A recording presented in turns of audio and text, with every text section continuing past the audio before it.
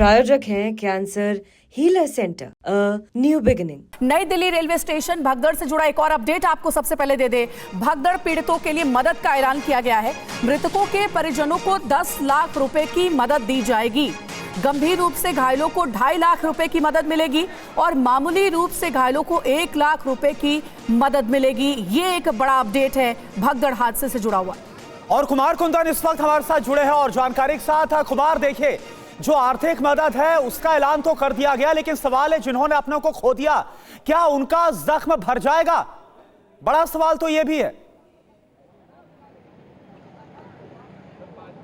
देखिए, पैसे और आश्वासन से कभी किसी का पेट नहीं भरता। बिल्कुल। और जहाँ जिनका सामान से ज्यादा सामान, जिसको कहते हैं घर के लोग खोए हैं, वो कभी वापस नहीं आ सकते हैं। बच्चे, बुजुर्ग, सब उम्र के लोग जो है इस पूरे हादसे के शिकार हुए हैं।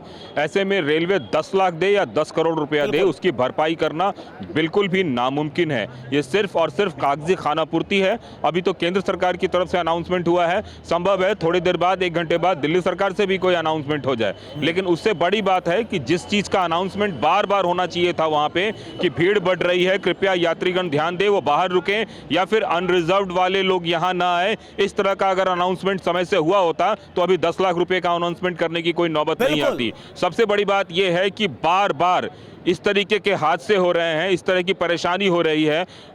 40 करोड़, 50 करोड़, 60 करोड़ का आप आंकड़ा दिखा रहे हैं। सबसे ज्यादा परिवहन रेल कर रहा है, लेकिन रेल में राजधानी दिल्ली में, जो देश की राजधानी है, वहां से सारी चीजें कोऑर्डिनेट होती है। बड़े बड़े LED स्क्रीन लगाए गए हैं, तमाम तरह के खर्चे हुए हैं, लेकिन जब मॉनिटरिंग की बात होती है तो नतीजा जीरो है। पूरा का पूरा मामला एक तरीके से सिफर है। अभी हमें यह भी समझना होगा कि ये प्रयागराज, जहां महाकुंभ का आयोजन किया गया है, वहां इस तरीके का हादसा नहीं हुआ है। बस से इससे 675 किलोमीटर दूर दिल्ली में, जहां शायद इंतजामों को हल्के में लिया गया, लापरवाही हुई, तभी इतना बड़ा हादसा यहां पर हुआ है। बिल्कुल आप सही कह रही हैं। और फिलहाल आपको बता दूं कि क्राउड मैनेजमेंट को लेकर हर पब्लिक यहाँ पर सवाल उठा रही है। इस वक्त आप मेरे पीछे फिलहाल आप देख रहे हैं किस तरीके से प्रयागराज एक्सप्रेस यहाँ पर आई है। और इस पूरे रूट में भी अगर आप, संदीप चलिए वापस हमें फॉलो करिए, क्योंकि यही वो पूरा का पूरा रूट है जहाँ पर देखिए किस तरीके से सामान लदते हुए बच्चों के साथ लोग यहीं से इसी ट्रैक पर सफर करते हुए आगे बढ़ते हैं। लोगों ने साफ तौर पर यह बताया कि हमारे पास रिजर्व टिकट्स होने के बावजूद हम देख रहे हैं कि ट्रेनों में व्यवस्था ऐसी कि हम चाहे जनरल बोगी हो या फर्स्ट AC, हर जगह स्थिति वैसी। मैंने थोड़ी देर पहले इसी ट्रेन के अंदर जाकर कुछ टेक्नीशियंस के साथ भी बात करी और उन टेक्नीशियन से सवाल ये ही हुआ कि आखिर किस तरीके की व्यवस्था की गई है। तो वो कह रहे हैं कुछ भी व्यवस्था कर लीजिए, लेकिन लोग, जो पब्लिक की भारी भीड़ होती है, उसमें स्थिति फिलहाल यही हो चुकी है कि लोग यहाँ पर लंबों घंटे, इतने घंटे लंबे सफर में भी जमीनों पर सामान की तरह लदे होकर ट्रैवल करने को मजबूर हो चुके हैं। जितेंद्र तो हमारे साथ है ही। जितेंद्र, मैं जानती हूँ कि आप इस वक्त लाइव जिस तरीके से दिखा रहे हैं, मैं एक सवाल आपसे यहाँ भी कर लेती हूँ, क्योंकि थोड़ी देर पहले आपने जिस कूली के साथ यहाँ पर बात की,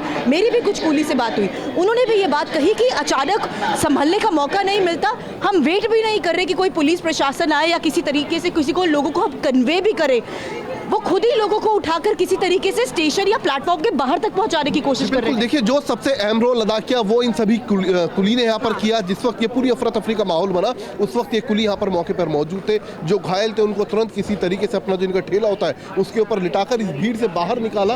ये तो बात कल की हम कर रहे हैं, लेकिन रोजाना वो यही देख रहे हैं कि लोग फंस जाते हैं ट्रेनों में, यही व्यवस्था है। कुछ महिलाएं यहाँ पर आई, वो परसों यहाँ पर गई, उन्होंने कहा परसों भी यही मंजर। सबने जो सवाल खड़ा किया वो क्राउड मैनेजमेंट को लेकर खड़ा किया कि जितना क्राउड हाल के दिनों में यहाँ पर आ रहा है, प्रयागराज को लेकर हो या चाहे दिवाली के टाइम पर हो, उस क्राउड को मैनेज करने की कोई भी व्यवस्था रेलवे की तरफ से नहीं की गई।